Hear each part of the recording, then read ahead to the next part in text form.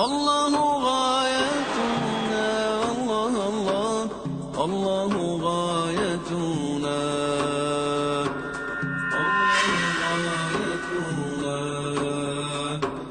والقرآن دستورنا والقرآن دستورنا والقرآن دستورنا والرسول قدوتنا والرسول قدوتنا والرسول قدوتنا والرسول. بسم الله الرحمن الرحيم. إن الحمد لله رب العالمين. الصلاة والسلام على رسولنا الكريم. وأشهد أن لا إله إلا الله وأشهد أن محمدا رسول الله. With the name of Allah, the most gracious, the most merciful. Verily all praise belongs to Allah. The peace and blessings be upon his final prophet and messenger, Muhammad. I openly declare that there's none worthy of worship except Allah, and I openly declare that Muhammad is his final prophet and messenger for all time to come. Assalamu alaikum wa rahmatullahi wa barakatuhu. Today we would like to share with you a very important topic from the concepts of Islam. It has been reported on the authority of Anas ibn Malik, may Allah be pleased with him, that our Prophet Muhammad sallallahu alaihi wasallam said, "Verily among the people there are some who are keys to the gates of goodness and locks to the gates of evil. And among the people are some who are keys to the gates of evil and locks to the gates of goodness. So give glad tidings, or tuba, to those by whose hand Allah opens up the gates of goodness, and woe or warning to those by whose hand Allah opens up the gates of evil." This hadith speaks to the responsibility of the Muslim to be a key to the gates of goodness. Allah the Almighty has said in the Quran, "Kuntum khayra ummatin ukhrijat linnas ta'manuna bil ma'ruf wa tanhauna 'anil munkar wa tu'minuna billah." That you are the best nation brought out for humanity, because you command the good and you forbid the evil, and you believe in Allah. So an important component of inviting to the way of Allah is also commanding the good and forbidding the evil. In another of the authentic sayings of the Prophet, we find him saying, "Whoever among you sees a wrongdoing or a wrong action, let him change it with his hands. And if he cannot do that, let him change it with his tongue. And if he cannot do that, then let him change it with his heart, and that is the weakest of faith." So the command to enjoin good and to forbid evil is a special obligation and responsibility upon the Ummah of Muhammad. It is very important to know that the life of the Muslim revolves around ibadah, worshiping Allah subhanahu wa ta'ala in the pure oneness of his lordship, his attributes, and worship that is only due to him. But the life of the Muslim is not just about worship in the ritual sense. Worship encompasses every action of our life, and the responsibility to command good and to forbid evil is also an act of worship. We know of the story that is conveyed in the hadith of Rasulullah sallallahu alaihi wasallam, of the man who will be in the hellfire going around the millstone, pushing the mill, the grinding mill, and he will be encircling his inner organs that will be spilled out on the ground there.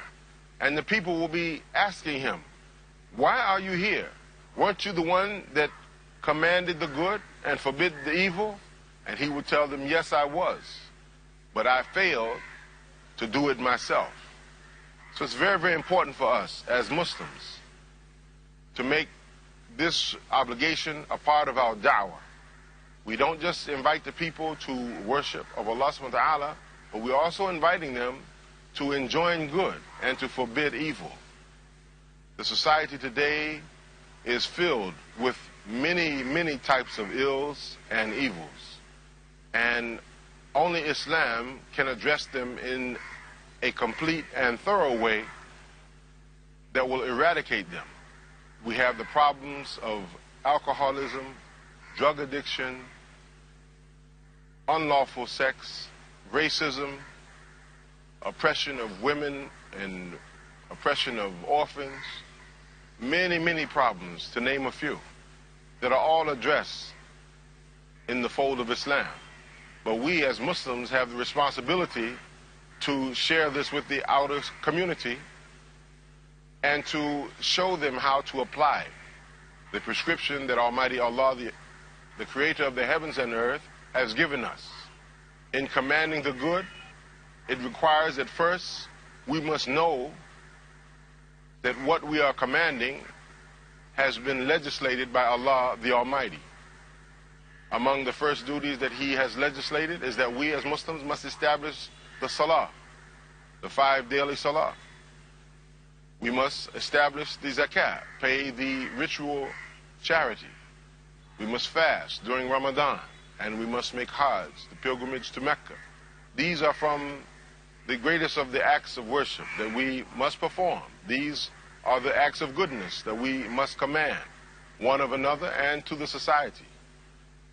And it's with the fulfillment of these pillars that we will find the society being lifted up from the depths of darkness and oppression and ignorance. It has often been said, if I don't practice good myself, can I enjoin good on others?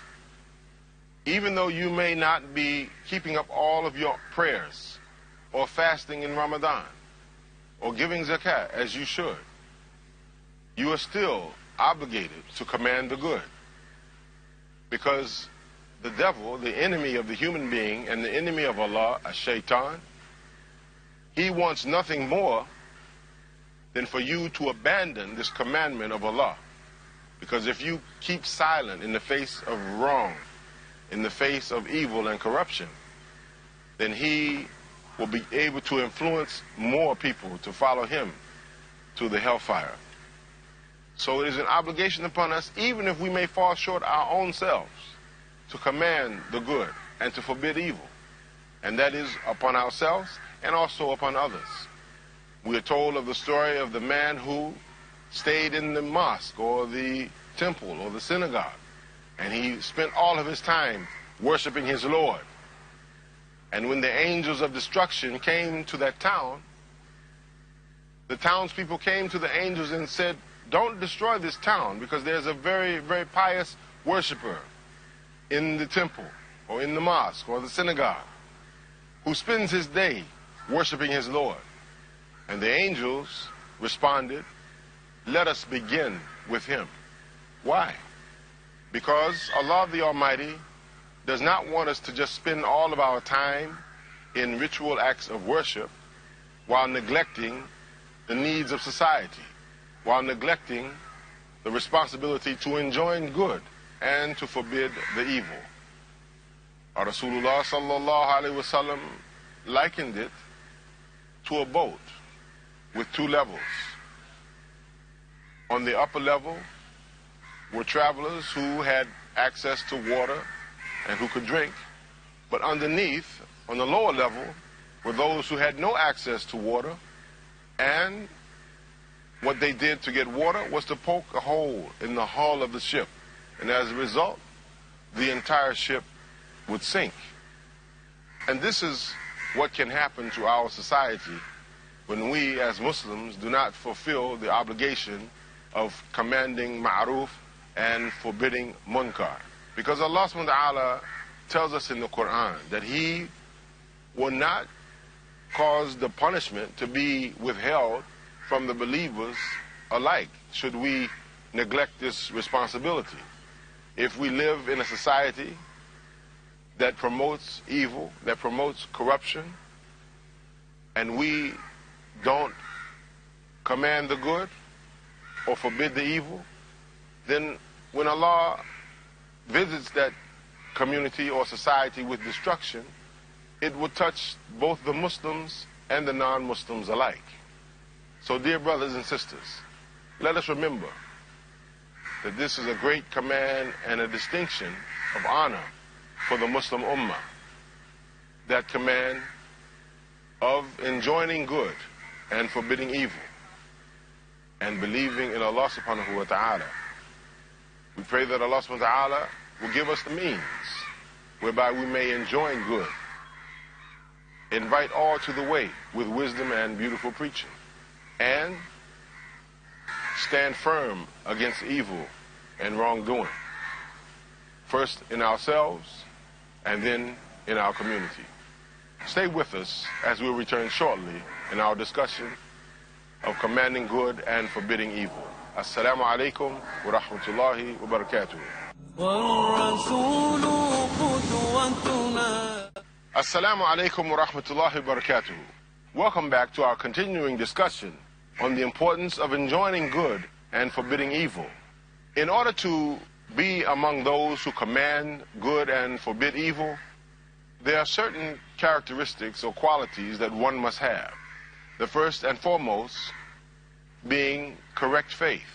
By correct faith, we mean that faith that is established upon the pure concept of Tawheed or oneness in Allah the Almighty, believing that Allah is one and alone in His lordship and sovereignty over the creation, believing in the oneness of Allah in His qualities and attributes, and believing in Allah in the oneness of His worship being due only to Him. This is the first qualification for commanding the good. Oftentimes, we get the question asked from non-Muslims as to what will happen to them when they die after living a life of goodness but not accepting Islam and the Prophet Muhammad sallallahu alaihi wasallam. We are told in Islam that Allah the Almighty will reward all good, but for the non-Muslims or for the disbelievers, their reward will be received in this life, while in the hereafter, because of their rejection of faith and their denial of Allah's oneness and the prophethood of His messenger Muhammad, that they will be sent to the fire. Commanding the good and forbidding the evil also requires us to follow the Prophet Muhammad sallallahu alaihi wasallam. That is, to follow the one whom Allah the Almighty has sent for us to follow. When Muhammad came, he came to a society that was overwrought with corruption and wrongdoing. And while he taught the correct understanding of faith or belief in Allah, the one God, he also demonstrated how to apply this belief in action. And one of the most important actions, as we have mentioned, is to command the good, Amr bil Ma'ruf, and forbidding the evil, MashaAllah Ta'ala. Earlier we mentioned that the Prophet said, whoever sees a wrong, let him change it with his hands. And if he cannot change it with his hands, let him change it with his speech. And if he cannot change it with his tongue or his speech, let him change it in his heart, and that is the weakest of faith. It's very interesting to note here that while faith dwells in the heart of the human being, the strongest expression of that faith is when we put it into practice and we carry it out in our daily actions, in our social relations, in our family relations, in every arena or sphere of life. Now, who has the responsibility to command the good and forbid evil? This responsibility falls first and foremost on the one who has the means to change the evil. This responsibility falls upon the shoulders of the rulers and the scholars of the Muslim nation. It is incumbent upon them, those who have the authority, as well as those who have the knowledge of the Sharia, to carry this out.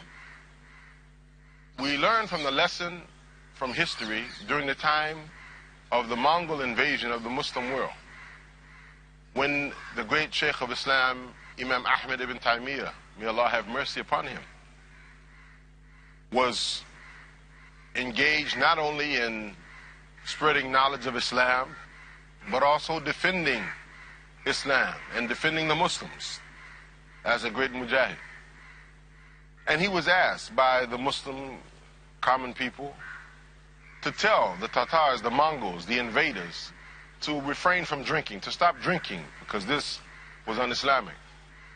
And while he had the authority to do so, being the Imam, he knew that if the Mongols would not drink alcohol, if they would stop their use of wine, that they would be more inclined to kill the Muslims than they would if they were under the influence of intoxicants.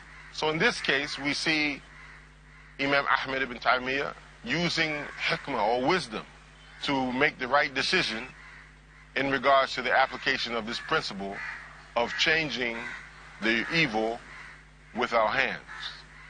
A person is responsible for stopping the evil only to the extent that first he knows, in fact, that the evil is something that is haram or forbidden by Allah. If there's any doubt in that matter, then he has no right to attempt to stop it or to speak against it. But once he knows that the evil or the action that he sees is in fact unlawful according to the Book of Allah and the Sunnah, and he is obligated to speak out against it. He is obligated to change it immediately, as soon as possible, and not wait for it to fester and to grow or to spread. Another important principle of forbidding evil is that if your stopping the evil will create a greater fitna or a greater trial, as in the case of the example with Imam Ibn Taymiyyah against the Mongols, if your stopping the evil would cause or create a greater trial to occur, then it is best that you refrain from doing so, because a part of the Sharia does allow for one to always take the lesser of two evils if there's no other choice in the matter. However, this does not absolve us of the responsibility of enjoining the good and forbidding evil. And if we do not have the means ourselves to do so, then we have to advise those who are in positions of authority to fulfill that responsibility. If we remain silent in the face of wrong, then we too will be subject to the destruction and punishment from Allah subhanahu wa ta'ala. Let us look at our own families and see if we're carrying out that responsibility in our homes. Do we encourage good in our homes? Do we encourage our families to keep their duty to Allah, to establish the 5 daily prayers? Do we encourage our family members to read the Quran, to implement its rulings? Do we encourage the Muslim men of our families to go to the masjid for salah? Do we encourage the Muslim men to go to Salat al-Jum'ah? These are from amongst the things that we can command the good by. If we are negligent in this area, in our own families, then it makes no sense for us to think about doing it in the broader society. We must first work on ourselves and work on our families. And then, inshallah ta'ala, Allah will bless this effort to multiply, and we will see a general improvement in society. It's very important for us to understand that inviting to the way of Islam is not just making flowery speeches, writing prolific books, debating with non-Muslims, but the most important work is done behind the scenes, and that is commanding the good. In regards to forbidding evil in our homes, it's an absolute must that we as Muslims must speak out against wrong, even if it is against ourselves, and not gloss over it or ignore it. Sometimes our children are doing things that are wrong, and rather than confront them, we just overlook it and let it go on and on until it becomes a monster and it's too much for us to handle. We have the same problems in many cases as the non-Muslims have. Sometimes our children, as they grow older into adolescence, they become exposed to various things in their society life, going to school or being with their peers, that can be very harmful and damaging. And it is upon us to be aware of these things so that we can protect them from the harms that can take them away from Islam. It doesn't benefit us if we're commanding the good only for our own self-worth or for our own recognition. We must do this as an act of worship, pleasing Allah subhanahu wa ta'ala, with the intention that what we are doing is solely for the pleasure of Allah. So my dear brothers and sisters, we encourage you to ask Allah to give you the strength to carry out this responsibility, to be a key to the gates of goodness and a lock to the gates of evil. For those who do good, Allah has a great reward, for He loves those who are muhsineen, who are the doers of good. We have the greatest example in the Prophet Muhammad sallallahu alaihi wasallam, who dedicated his entire life, particularly from the time of the beginning of his mission until he returned to Allah, of simply commanding the good and forbidding the evil. Sometimes in doing that, you will encounter opposition. You may encounter persecution and trials and tests. But this has been promised to us by Allah and is a part of life. And know for sure that what we experience in the way of trials and tribulations will never compare with the trials of the earliest generations who suffered so much so that we may have Islam today. Let us not be intimidated by evil and wrongdoing. Let us stand firm and remember that Allah subhanahu wa ta'ala is the best of help, that He has promised us victory, and inshallah ta'ala we will be among those who will be invited into His paradise because we have fulfilled our responsibilities, living the life of a good Muslim, calling others to the way of Islam, and enjoining good and forbidding evil. Thank you very much for being with us. We invite you to join us again in the near future as we explore the greatness and wonders of Islam. I'm Mutahhir Sabree. Assalamu alaikum wa rahmatullahi wa barakatuh.